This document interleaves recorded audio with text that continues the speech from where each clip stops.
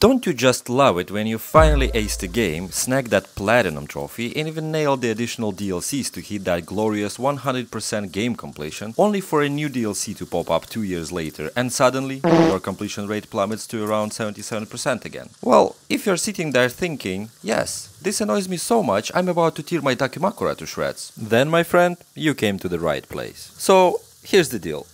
I have a couple of games that I have platinumed in my portfolio that have received their own respective DLCs just recently, and it of course dropped down the completion rate to around 70 or 80%. So, since this channel is all about doing achievements, I thought like maybe I'll just do a few small videos about those DLCs, I'll revisit the games at the same time, and we'll have some fun. So it's a win-win situation, right? I don't really have a name for this series yet, like something like, I don't know, Road to 100%, but generally this will be the series where we do either DLCs or maybe smaller games that don't really need a lot of time to platinum. Maybe we combine like smaller games in one big video. We'll see how it goes. But since The Last of Us was one of the first Road to Platinum videos, I decided to do a No Return as a pilot for this new series. So, without further ado, let's jump right into The Last of Us Part 2 Remastered No Return DLC.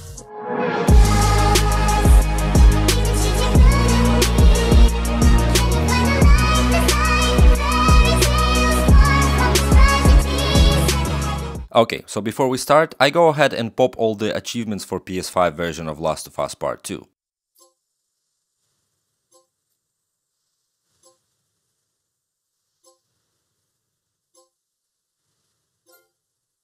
Ah, yes, that's some good stuff. And one more thing, I actually like the trend of having a roguelike mode in AAA games. Some time ago, I have completed Prey's Platinum and also played Mooncrash DLC, which was also done in a roguelike style. And to be completely honest with you, I like the DLC more than the original game, which is crazy, right? So I generally like the idea of a game having a roguelike style mode or something like that. I think it adds to the replayability. And you can actually fit it in pretty much into any kind of setting or story. Yeah, it's a fresh new mode, and it will definitely keep the guys who are doing aggressive and stealth gameplay videos busy for a while. But then again, do we have some new enemies or bosses? Nope. Maybe some additional story elements? Nope. But can you actually play as Joel?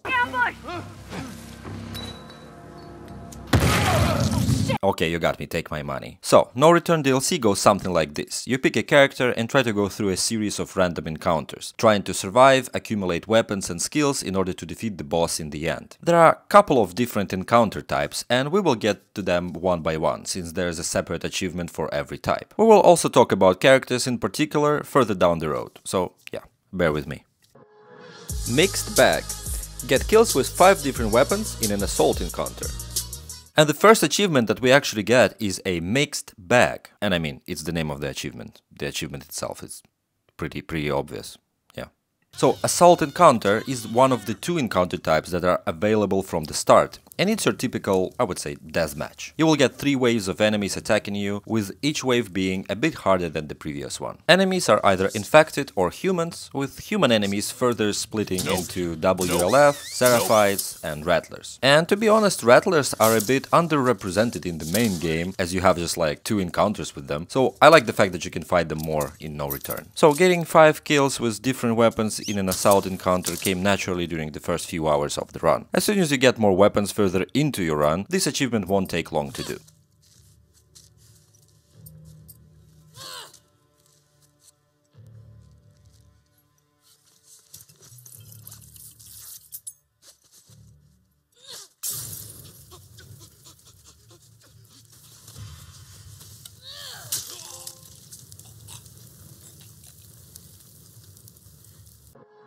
True Strengths. Get an S rank on an encounter. And actually getting an S rank is not that hard, and you will get one sooner or later. For some reason, I almost always got S rank when successfully completing a boss fight. So here, I managed to complete my first run with Ellie, defeating the arcade bloater boss, receiving the S rank and the achievement.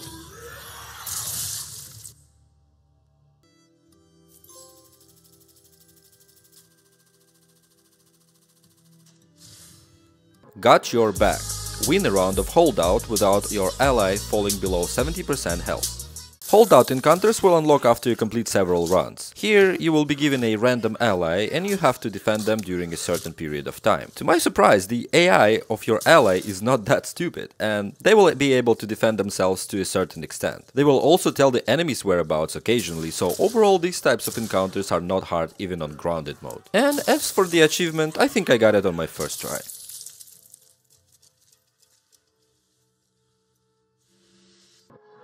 Become the Hunter. Kill 12 enemies in a hunted encounter. Ah yes, hunted encounters. This is another type that is available from the start, and it can range from easy to fucking terrifying. I swear to god, I picked this encounter with infected in the office building once, and this is the scariest shit in the whole game. So in this mode you will be hunted by either human or infected enemies, and you need to survive that for a couple of minutes. The enemies will respawn constantly, so there's not a lot of reason for you to openly confront them. You actually also cannot really hide, because these enemies are hard-coded to find you, or at least walk into your direction all the time. But of course, here we need to kill 12 enemies, and this can be quite challenging if you try to do it on low-level encounters, because there's not much time and not a lot of enemies there. Certainly, melee combat characters like Joel or Abby will be your choice here, so you can just run around with a baseball bat like a madman soaking up damage.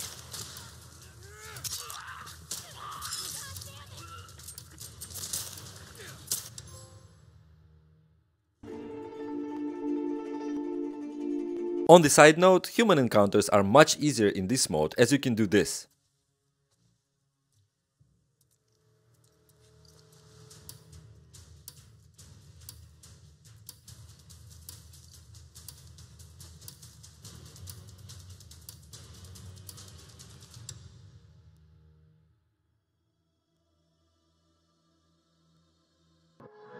Burglar.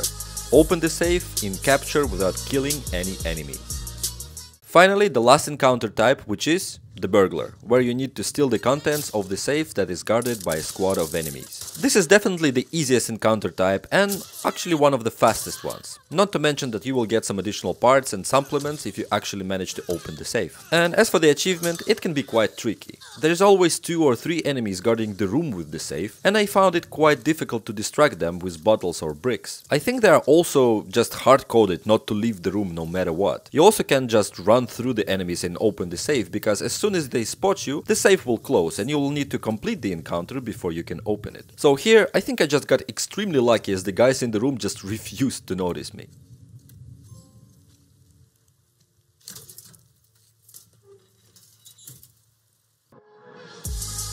Good riddance. Beat all bosses. Okay, so there are 6 boss fights in No Return, and they range from mildly terrifying to extremely annoying. I have already mentioned the arcade bloater, which is the very first boss. It is not hard, but you can get overwhelmed if you position yourself incorrectly, which is standing under the broken staircase where new enemies will drop down.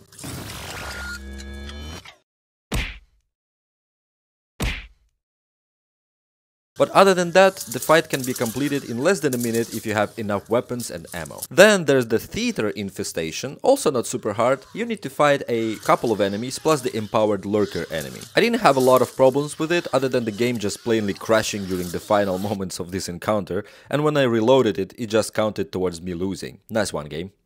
Fuck you. There's also a fight with rattlers, and I think it's the hardest boss fight in No Return, simply because of the fucking dags. Dags? What?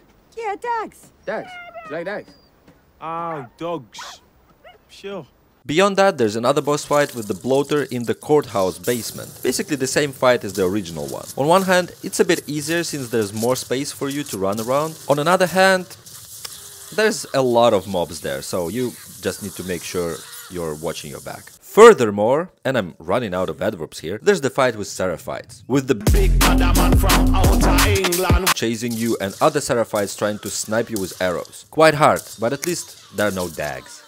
Dags. And finally there's the fight with the Red King, and it's pretty much the same as the original game, with the only difference is that you actually can get his appendix guy, this like the lurker enemy, before killing the actual Red King. It's not scripted anymore. So after getting through all the fights and getting the Red King down, we also get the achievement.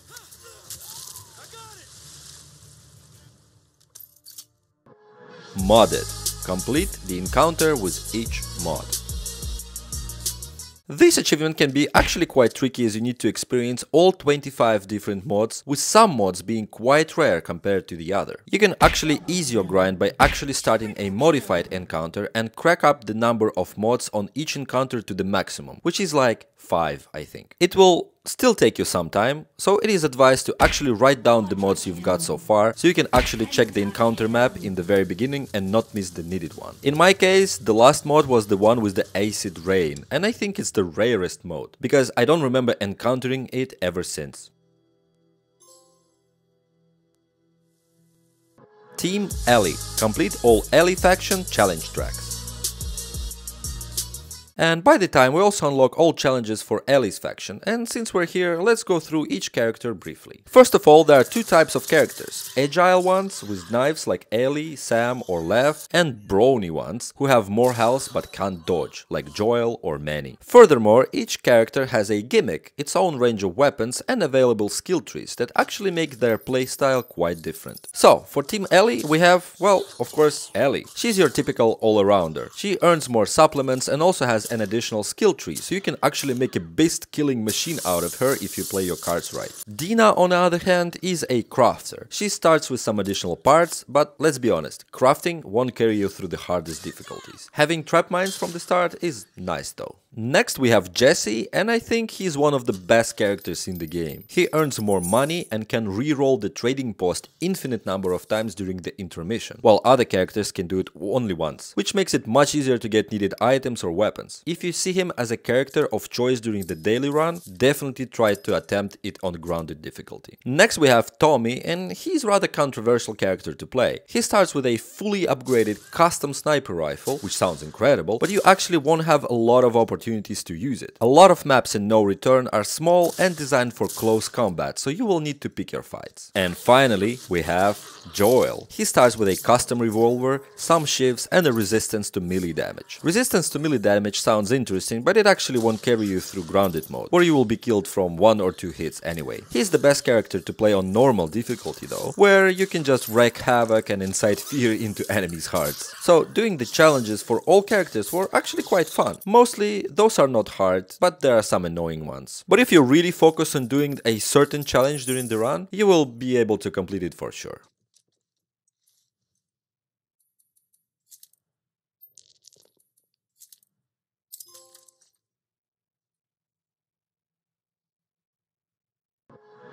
Team Abby. Complete all Abby faction challenge tracks. And after Ellie, I go ahead and start completing Team Abby challenges. And first of all, I have to say, Team Abby's intermission room is much better. Look at this, there's even a Christmas tree and stuff. Compared to some ran-down, shit-smeared cargo container where Ellie's team resides, this is actually awesome. So, Abby. She's probably in top 3 characters for me because she has lifesteal. Yeah, she heals on melee kills and this can definitely save you in a pinch. Generally she's focused on melee combat, which alone won't carry you through the game, but then again, that lifesteal perk gives you a big upper hand. Lev is basically the opposite of Abby and actually a very fun character to play. His focus is on bow skills, and let me tell you, bow is easily one of the best weapons in the entire game, as it one-shots most enemies, and for those enemies that it doesn't, you have the explosive arrows. Then we have Yara, also an interesting character as she is always paired with Lev as an ally. She also has a special skill tree to upgrading Lev to make him more aggressive and deal more damage. I actually like to play as Yara a lot because I'm a scaredy cat and having an ally always makes it less scary. Second to last character unlocked in Abby's team is Mal, and this is probably the weakest character there, typically because she's focused on healing and crafting medkits. So she's basically a support character in a solo game that is focused on combat? What? Excuse me? And finally we have Manny, and he's all about big bada boom guns. Ring! You don't want to hear about that, Vault Hunter! You want to hear about loot and packs and explosions! I'm Torg, and I'm here to ask you one question and one question only. Explosions? He starts with hunting pistol and a submachine gun, which are probably the strongest weapons in the game. Plus, he can actually craft machine gun ammo. His drawback is having no medkits and no recipe for medkits in the beginning, which can be a problem in the long run. He is still super fun to play though. Also, a funny thing here is that you don't necessarily need to complete a challenge of a certain characters while playing with that particular character. Might not be obvious in the first glance, so I just wanted to put it out there. In fact, the last challenge I did was for Mel, where you need to heal 70% of your HP with a single medkit. And it's actually easier to do when you are playing as Ellie, since she has access to better medkits and increased health skills. Risk Taker. Complete 5 gambits in one run of no return. So with the most things done, we go for cleanup before we get to the hardest part of this DLC. Gambits are small optional challenges that you will get during every encounter, which upon completion give extra resources. These are not hard to do, but my biggest blocker was the fact that the game will show you the gambit once during the first few seconds of the start of the encounter, and then the explanation will disappear. And maybe I'm stupid, but I couldn't find how to look it up again during the encounter. In any case, you have to complete 5 of those, which basically means that you have to complete 1 during every encounter before the boss. If you really focus on doing that, it's not a big problem. Roll call. Win a run with every character in no return. A mildly infuriating fact about this achievement is that there is no way to check whether you have completed the run with a certain character or not. I mean, come on. Put a fucking star next to a name or something. This is like an obvious UI UX thing. Good thing I have been recording, so it took me 15 minutes to check the footage and tick the characters I don't need before doing the rest. So finally, after many hours, I complete a run as many and get the roll call. And I will be super happy if this was the last achievement to do here, but we also have May Your Survival Be Long, win a daily run of no return, and May Your Death Be Swift, win a daily run of no return on grounded difficulty. And here we are at the daily runs, and if you watched other videos on my channel, you definitely know that shooters are not my specialty. More to that, horror games are not my specialty either. So completing a daily run on grounded mode quickly became a chore for me. First of all, you get only 1 attempt a day, which sucks, cause I, personally, in order to even attempt the run, need to play normal runs for an hour or so to warm up. So I attempted this challenge a few times and even got quite far, but died foolishly on the last encounter before the boss.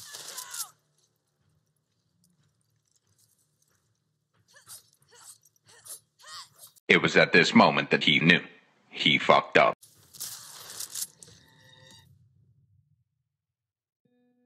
And I know you guys come here to see me suffer, but I just couldn't help myself not to cheese this achievement. Then again, cheesing is not cheating. Well, arguable opinion at best, but that's what the comment section is for. Wink wink. One of the options I have found involved uninstalling the game and powering off your PS5 for a couple of minutes, then reinstalling the game again. I'm not sure how it works, but somehow you will be able to attempt the daily run again on the same day. But then I also found an easier way that involved re-uploading your save from a cloud storage and starting the game from the PS5 events section. That way you not only get another attempt, but you also don't have to start from the very beginning, which is awesome. So I did that and finally completed the daily run on grounded mode, receiving the last 2 achievements and bringing my completion rate for this game back to 100%.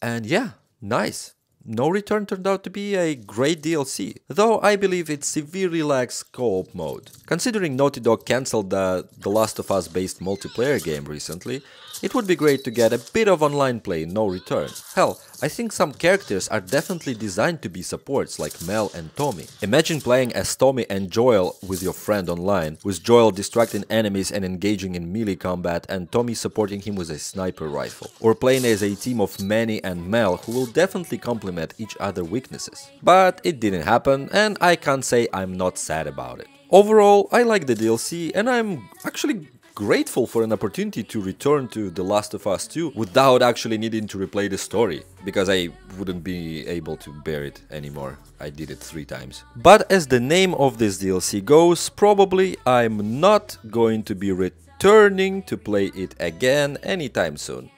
6 out of 10. Trophy hunter, we're on a quest for fame. Gotta conquer every game, leave a mark